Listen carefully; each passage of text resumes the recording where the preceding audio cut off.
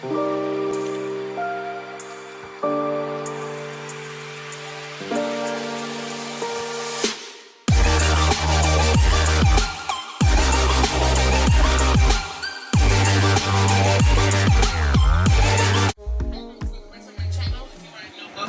subscribe button. If you are old, welcome back, y'all.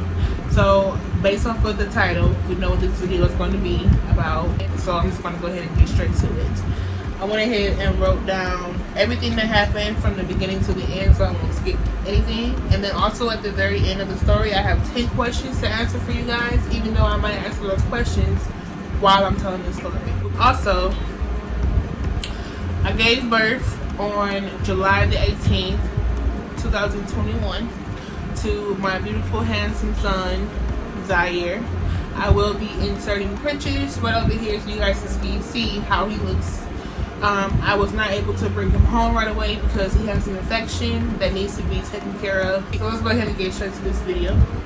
So I started having contractions on July 17th at 6 in the morning. I actually woke up to go pee, and while I was on the toilet, I started feeling cramps that felt like period cramps. It felt like I was about to become on my period. And it wasn't painful at the time. It was very bearable, but throughout the hours, it got worse. So when it got worse, I called the ambulance. They rushed me to the hospital.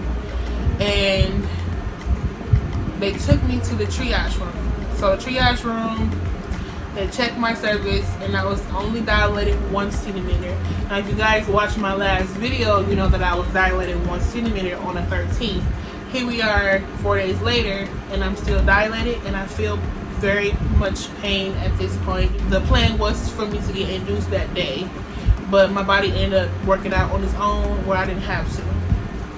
So when I finally got my room, I was in my room for about 2 or 3 hours before I was able to get pain medicine, because they had to check me, and they were, like I said, they were planning on inducing me.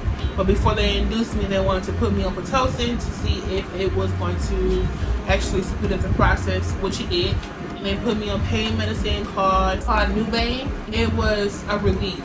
Like, not a relief, but yeah, it was pretty much a relief. Like, it didn't get the contractions to go away completely. It made it less painful. Like, it made it bearable to the point where I was able to close my eyes and get some rest. So after 4 hours, the Nubain had wore off, and the Pitocin actually worked. Like I said before, it actually did speed up the process to the point where I was at 4 centimeters dilated. So with me being at 4 centimeters, when the pain medicine wore off, I was feeling it. I was feeling the pain. The contractions got worse and worse and worse. So my nurse suggested that I should get an epidural. The epidural, I should say, is not what everybody says it is. How my experience was with the epidural, the only thing that's like really bad about it is getting the numbing part. The numbing part, it stings, and it stings really bad. But the sting only lasts for like 10 seconds maybe, and then it goes away. After the pain goes away, they take a long needle and they put it in your back, but you don't feel it because your back is numb now. It just feels like pressure. You just feel like somebody's sticking their thumb and just doing this on your back. That's it. So that lasted for about 15 to 20 minutes. And after I got the epidural, I was fine. I was in labor for about 20 hours. Yeah, I was in labor for 20 hours. So I want to say about the 18th or 17th hour of me being in labor, when I had the epidural, it felt like I had to boo-boo. Like, it felt like I had to boo-boo, like, bad. And I called the nurse in. I told the nurse, like, you know, I really have to boo-boo. It feels like I have to boo-boo. Okay, you know. So they checked me, and I was only at 7 centimeters. And if you guys know, you have to be 10 centimeters dilated for you to be able to give birth. And I'm like, oh my God. Like, you know, people getting close, but I still feel like I have to boo-boo. A couple hours later, I thought I was going to boo-boo on myself. Like, literally. Preston is next to me, and I'm crying. I'm like, Preston, I'm about to boo-boo on myself. He said, no, you're not. No, you're not, baby. Calm down. No, you're not. I said, no, I'm really about to boo-boo on myself. Like, I got to boo-boo. So I called the nurse in, and I'm like, oh my God, like, I have to boo-boo. And I was like pushing, like, it felt like I had to boo-boo so bad that my body was just naturally pushing itself out. She called the doctor in, the doctor checked me again, and she's like, yep, she's ready. She's ready to push. They told me to push every time I feel a contraction. Like, you feel like you just have to take a big ass shit, okay? They're telling me to push, I'm pushing. And I'm pushing in about 30 minutes. That's how long I pushed for him to come out. 30 whole minutes. They had to speed up the process a little bit quicker because I had a fever when I was giving birth. So that fever transferred to him. He had a fever. And about the end of my pushing stage, they told me, you know, they're going to help me out because his heart rate was going down. When he finally came out, it was like, it was beautiful, like literally. I'm gonna go ahead and start inserting pictures right here. When I seen his face, I fell in love, y'all. Like, this baby is just so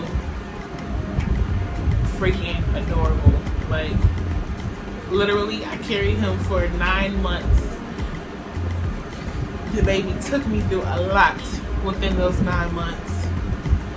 But every single thing that I went through was worth it. It was really worth it. Me and Preston see him every single day until he comes home, which right now they said that he's not going to come home until Monday, unless they find something else, which I hope they don't. That is my labor and delivery story. Now we're about to go ahead and get to the questions. The first question I have is, how did COVID affect the delivery process? In other words, did you have to do anything differently or change anything? Every time I had to go to my appointment, my doctor's appointment, I wasn't able to bring anybody with me because of COVID. So Preston was not allowed in the room with me every time I went. What were some of your fears going into labor? I didn't really have any fears going into labor. I was thinking positive throughout the whole thing. How long was you in labor? I was in labor for 20 hours. Did I do a natural? No. I got the epidural. When it first started at 6 in the morning, it felt like a 4. It felt like a regular period cramp. But after that hour went by, the pain went from a 4 to a 8. And then when I got to 4 centimeters and I didn't feel the pain medicine no more, I just felt the actual pain, that was a 10. On a scale of 1 to 10, how bad was actually giving birth? Through my experience, I want to say it was a 8. Only because I got the epidural early, and the epidural stays in you until you give birth, until after you give birth. After you give birth, they take it out. So I didn't really feel a lot of pain. I felt much pressure after I got the epidural, but before I got the epidural, shit was painful.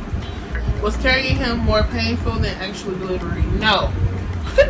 Do you want more kids? After having him, I do, but I don't want them to be back to back. So I will wait at least 5 years. I think that was the last question. Yep, that was the last question. So if you guys enjoyed this video, make sure you guys go ahead and give me a like, thumbs up, subscribe if you're not subscribed, and I will see you guys in my next video.